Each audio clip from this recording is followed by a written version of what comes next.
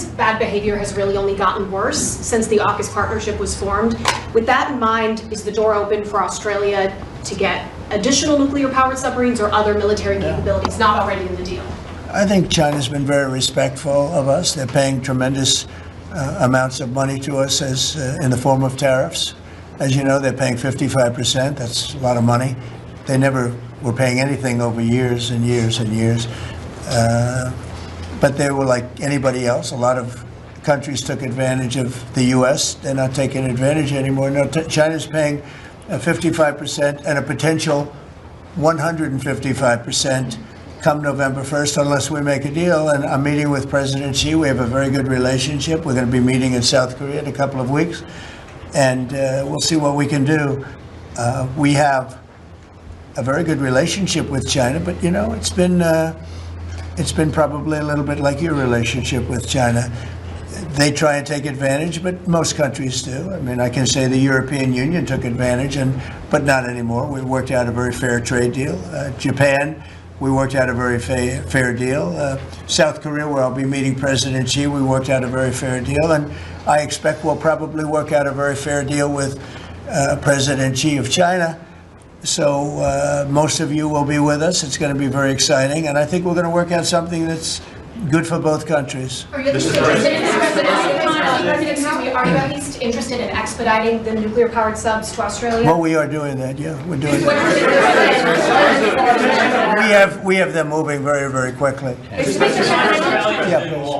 Mr. President, I don't think you've ever been to Australia. Have you thought about coming to Australia and trying out some of the golf courses? I would, and I actually have been to Australia, and I did play one of your great golf courses. They have great golf courses there, but I have been to Australia, actually. Would you come again? Oh, I would. In fact, I've been invited to go, and Indeed. I'll have to give it serious consideration. No, it's a real Did possibility. the Prime Minister invite you today? He did. And perhaps we could time it, must be said, with the President's Cup that Australia hosts as well. When is the President's Cup? We'll organise it at a time suitable for you, Mr. President. Please, in the back, please. Yeah, in the back, please. Yeah, Mr. President, the Prime Minister mentioned that there's a trade imbalance that's very heavily in America's favour. Why does America slap such heavy tariffs on a friend and ally? Well, we don't, yeah. Well, we do in some cases. We do in many cases because we've been treated unfairly. But actually, the tariffs are very light. The one thing is you buy a lot of airplanes, so that helps because you buy a lot of the beautiful Boeings, the best of the Boeings. Boeing, and by the way, Boeing is really doing well. They have lots of orders, and they're really doing a great job. They make a great plane. But Australia, because of its location, which is great, but one of the things dictated by that location is you have to order a lot of airplanes. So I guess we have that advantage. They need a lot of airplanes in Australia, and that gives us a little bit of an advantage.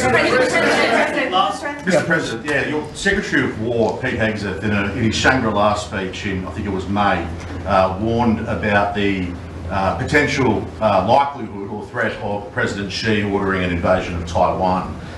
2027 is also the year that Fleet Base West is supposed to start rotating those US and UK submarines. Do you see AUKUS as a deterrent for China in the Indo-Pacific? Yeah, I do. I think it is, but I don't think we're going to need it. I think we'll be just fine with China. China doesn't want to do that. First of all, the United States is the strongest military power in the world by far. It's not even close. Not even close. We have the best equipment. We have the best of everything, and nobody's going to mess with that. And I don't see that at all with President Xi. I think we're going to get along very well as it pertains to Taiwan and others. Now, that doesn't mean it's not the apple of his eye, because probably it is. But I don't see anything happening. We have a very good trade relationship. We're going to have a very good, I think, when we leave South Korea, it could be wrong, but I think we'll end up with a very strong trade deal. Both of us will be happy. I don't see that happening, no.